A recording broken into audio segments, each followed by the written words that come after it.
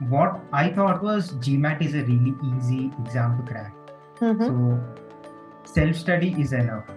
Mm-hmm. So uh, that was not correct. I understood that, okay, self-study, I can't balance my work and then self-study to Mm-hmm. learn. Like, so I decided that I'd get a professional help. Most Oh. of the time, if you're stuck with C or D, the meaning of one of the question is completely wrong. Having this negativity, it's gonna Mm-hmm. affect a lot. So in Mm-hmm. my first like mocks, Mm-hmm. so I was very skeptical. Okay, Mm-hmm. I did this much hard work. I'm Mm-hmm. seeing a lot of difficult questions. I'm not able to answer it confidently. Mm-hmm. What is Mm-hmm. happening? Like I had that thought in my mind. Hi, Surya. Welcome to today's video debrief session. And thank you for taking your time out today to do this. And of course, a big congratulations on your 730 with a massive 12-point verbal improvement to a V40. What a journey it has been.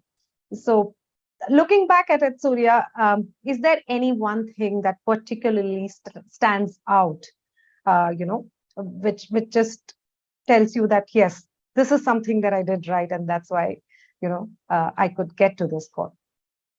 Yeah. So the one thing that really stands out is understanding what GMAT actually tests.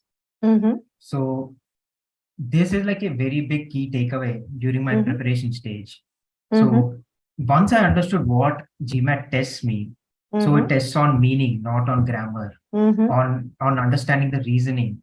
So mm-hmm, once I understood that, my I was able to score about 85 accuracy. mm-hmm, mm-hmm. Wonderful. So I think you need to understand the beast that you're tackling before knowing how Yeah. to tackle it, right? Yes. So wonderful. That's the great thing to have, to understand what you're getting into, and then really working towards getting there. Yeah. Awesome. So Surya, we'll talk about that and how that attitude shift really helped you transform, by 90 points to that 730, right? So before that, if you could tell our viewers what you do and a bit about your background, that would be great. Yeah. So I'm currently working as a data engineer Mm-hmm, at a service-based industry. So mm-hmm, I graduated from Triple IT City in 2021. mm-hmm. So since then, my work, I've been working in uh, public facing, mostly for clients in US. Got it. Got it. Awesome. So I'm sure it must not have been easy to balance a hectic work life and prep, right? Yeah. But kudos to you on having pulled it off. I know there were days when it was really difficult to put in the hours, but yes, you finally achieved it, and that's a really good thing. So Surya, tell us. I know that initially when you did think of GMAT, the first step that you took, or the approach that you took to cracking the GMAT, was self-study, right? Yeah. So how did that pan out? Yeah. So first, what I thought was GMAT is a really easy exam to crack. Mm-hmm, So self-study is enough. mm-hmm, So uh, that was not correct. mm-hmm, mm-hmm. Okay.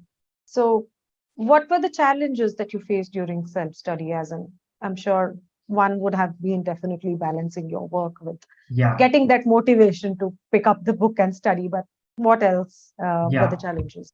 So no matter how much time I put in, my Mm-hmm. accuracy was not going up. Okay. Mm-hmm. So inherently, like there's an issue like on my practice of how I Mm-hmm. like there's an issue on how I approach the questions. Mm-hmm. Mm-hmm. Got it. Yeah. Okay. So that basic, how do you, if you get an AC question, how do you approach it? That itself was a challenge, because I'm Yeah. sure what you are doing as self practice was more of self study, was more of practice and not so much Yeah. learning, right? Yeah. You were solving a ton of questions, but um, the focus was not on building that foundation, learning Yeah. and then practicing. Yeah. So of course the attempt after that didn't go too well. Yes. Yes, that was your first GMAT attempt, and you scored a 650 on Yeah. that, right? With a Q49 and a V28. Yes. Yeah. So that is when you realize that, yes, maybe self-study, it does help a lot of people. A lot of people are able to benefit from self-study and get to their target score. But some people definitely require support. And that's Yeah, where that push. yes. Okay. Awesome.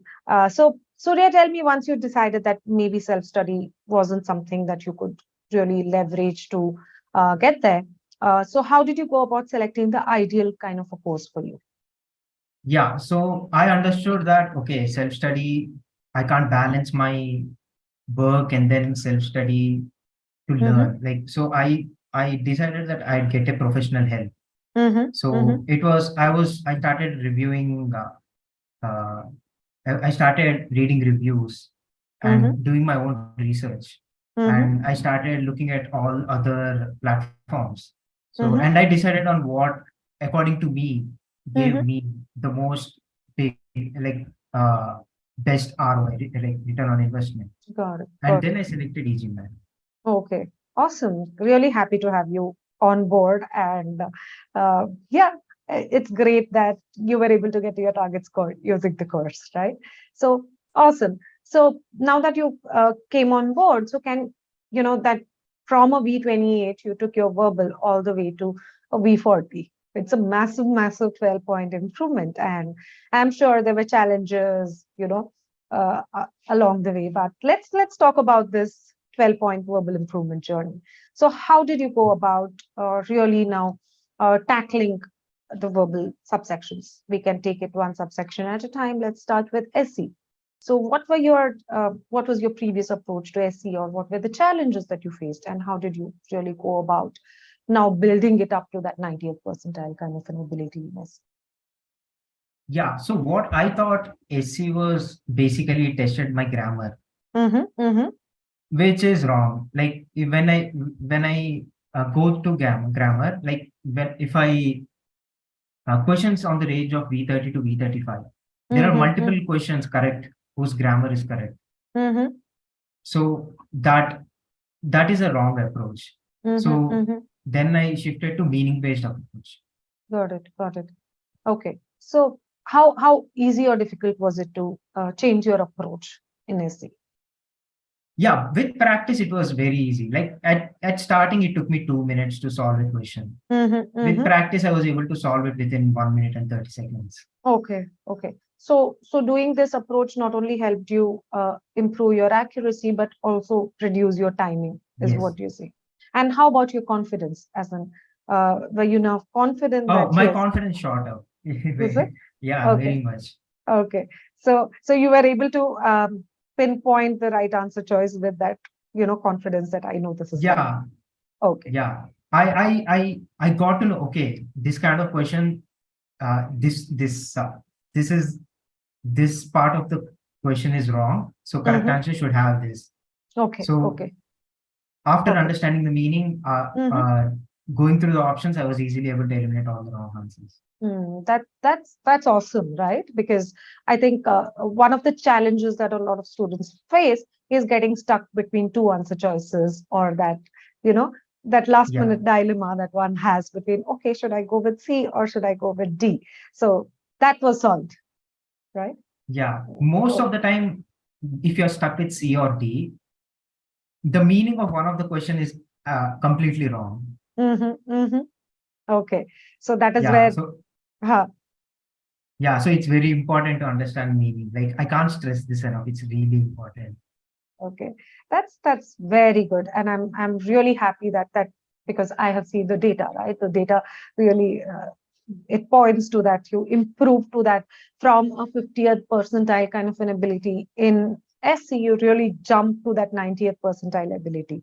Yeah, And what was really good is it was a constant 90th percentile ability, meaning that you would be able to replicate it on the testing.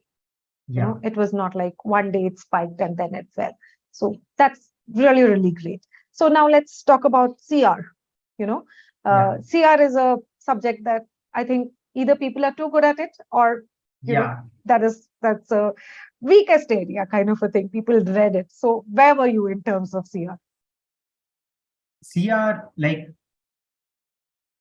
previously I blindly approached it. Mm-hmm. So I Mm-hmm. did not have any plan in mind. I Mm-hmm. I don't know how to solve them. Sometimes I used to get stumped seeing few CR questions. Mm-hmm. So then I started to understand the reasoning of Mm-hmm. what the author Mm-hmm. is trying to say. Mm-hmm. Mm-hmm. Then I was able to, like, suppose pre-thinking, it's really important. Like Mm-hmm. pre-thinking kind of helped me understand the reasoning of the author. Okay, Mm-hmm. so I Mm-hmm. can weaken it. How can I strengthen it? Mm-hmm. Mm-hmm. So Okay, that really helped me. got it. So, tell me in terms of pre-thinking, because you are taking an additional time, right? You read the question, then you pre-think, then you do answer choice analysis. Uh, what impact does it have on the timing? Because the general notion is if Oh you're yeah, taking time out, then it should ideally increase the time that you take to solve the question. So, what's your yeah. take on that? So I would, based on my experience on the real exam, Mm-hmm. on like I think 2 or 3 CR questions, I was able to see, okay, this will be the answer. Okay. Uh-huh. I like instead of eliminating, I directly knew, okay, this the answer choice should have this, and there was an Mm-hmm. answer choice that had. Oh, wonderful. So you pre-thought the exact answer choice in three of Yeah, the. Oh, so I'm sure the time was pretty quick. yeah, that helped me a lot. Okay, so that's really nice. So pre-thinking not only helps you, I think, um, identify the right answer choice with that confidence, but also brings down the overall time because now you know what you're looking for in answer choice Yeah, analysis, right? yeah, Yeah. So great. And so that also, SE and CR went, I think, pretty smooth in terms of how you did the course, then the cementing. Uh, yeah, can you tell us about RC? Because now it's a different beast altogether. yeah, From smaller passages, now you have lengthier passages, different types of topics. Um, so are you a reader and did RC come easily to you? yeah. I would not say I'm like a really good reader. So Mm-hmm, the foundational course, master comprehension course, mm-hmm, it mm-hmm, helped me. It really helped me mm-hmm, understanding huge passages. mm-hmm, mm-hmm. So, how, as in, what was the trick to understand the huge passages? You know?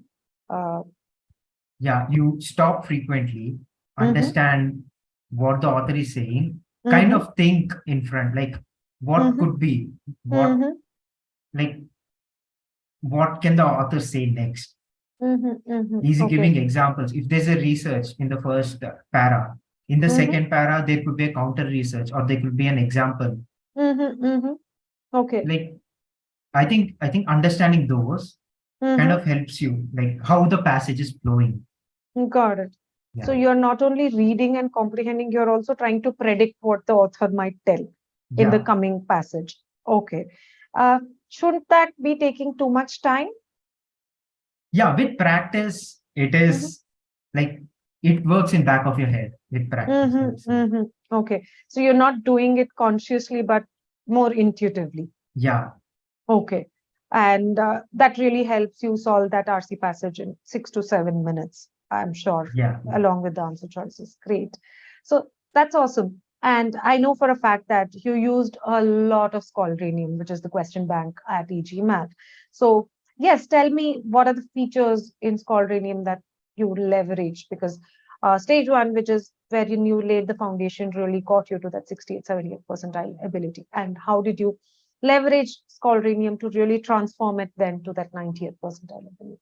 yeah. So Scholarinium gives me error analysis, like what. Mm-hmm, So suppose CR weaken, my mm-hmm, accuracy was not good. So I can go mm-hmm, back to course and I mm-hmm, can watch the CR videos mm-hmm, and then mm-hmm, come back and practice some more and take it again. mm-hmm, mm-hmm. So that process has like really helped me a lot. Yeah, yes, I know. It really helps you look at your weaker areas at a granular level, Yeah, not only which topic the accuracy is low or which topic, maybe the time is high, right? yeah, yeah. Um, This is yeah, this is a lot more in that section, error analysis section. very true, very true. I think after a point in time, what we get into is the realm of hyper-specific improvements. It's just not an overall improvement, but Yeah, really trying to identify what are the weak areas and then yes, fix it. Because after a point, I think it's all about incremental improvements and not a an overall Yeah. improvement, right? So awesome. Surya, then yes, we did the verbal. I know you didn't do much of quant because you were already at a Q49 and you didn't feel the need to concentrate much on quants.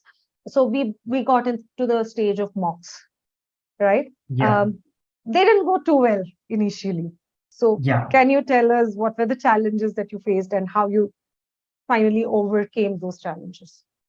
Yeah. So our what we learn from like maybe e-GMAT or anything else is completely different than that test day, Mm-hmm, that ability. mm-hmm, mm-hmm, So you have to remain calm and everything. mm-hmm, mm-hmm, So you having this negativity, it's gonna mm-hmm, affect a lot. So in mm-hmm, my first like mocks, mm-hmm, so I was very skeptical. Okay, mm-hmm, I did this much hard work. I'm mm-hmm, seeing a lot of difficult questions. I'm not able to answer it confidently. mm-hmm, What is mm-hmm, happening? Like I had that thought in my mind. mm-hmm, So which like affected my score in those mm-hmm, mocks. mm-hmm, Then I learned. I think we discussed about this, and then I mm-hmm, learned. Okay, I need to my mindset. I need to change my mindset. So I mm-hmm. was able to change my mindset, and I was able to score really good. Yeah, it's surprising, right? Because you are the same person who Yeah, scored so well on the Scholarinium quizzes, right? You know your SC scores were good, CR scores were good, RC scores were good, and we had actually tried to identify and work on the weaker areas too, right? So ability wise, I think you were set, but mocks actually showed how important having a right mindset is too, yeah, right? It's yes, not just enough to have a good ability, but have the right approach to test taking. And that's why I think we take mocks and do the test readiness so that it's a complete package. yeah. It's right. It's very important. It's very important to do mocks. Very true. So yes, I remember back to that conversation wherein we had this conversation, just trying to understand why is it it's the same Surya who did the Scholarinium quizzes, but when it comes to mocks, it seemed like a different Surya was writing the mocks, right? And the moment we were able to zero in on what was the issue, right? Of not of lacking that confidence and approaching the test with knowing that you have the ability to do well, right? And that sort of transformed. And I think the important thing I remember you telling is when you look back on the test day, also you approached it with a lot of calm, Yeah, right? I, I'm sure that might not have come easy, considering that it is a high stakes test. yeah, It'll make or break the kind of dreams that you have, right? yeah, So but despite that high stakes associated with the test, how were you able to maintain calm? yeah. So I I did not change any habits. No, so Mm-hmm, there weren't any dramatic habit changes. I mm-hmm, didn't feel like I had to wake up at 5 a.m. and mm-hmm, revise everything. mm-hmm, So it was like any other day.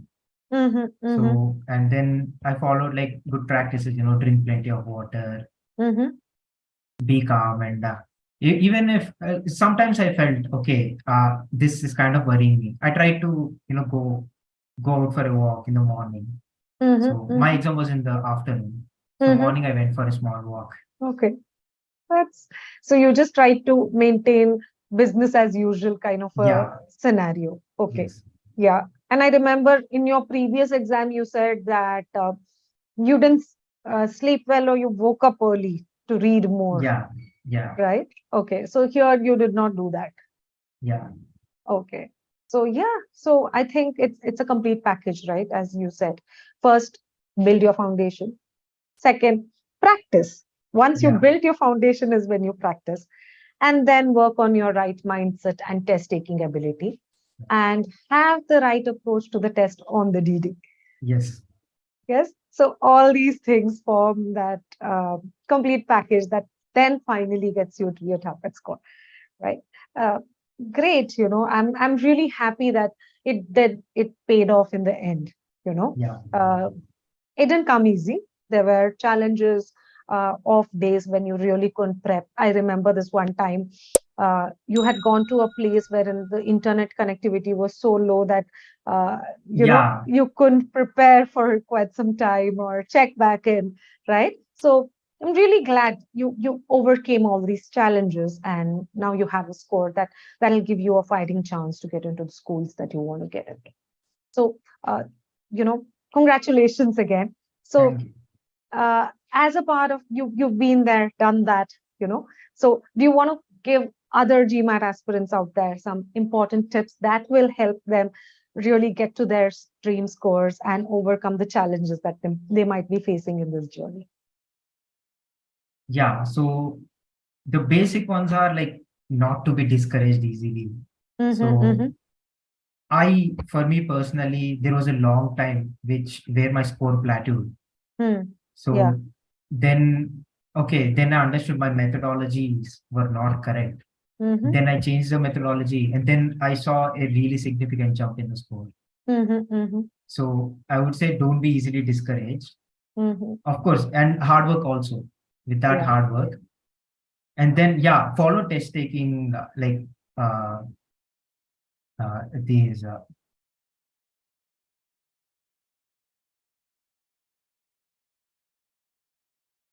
yeah, and the test taking techniques, right? Mm-hmm, So don't be discouraged if you see hard questions, mm-hmm, and even if you guess one question, like don't think, and you go to the next question, don't think about the previous question, like reset in between questions.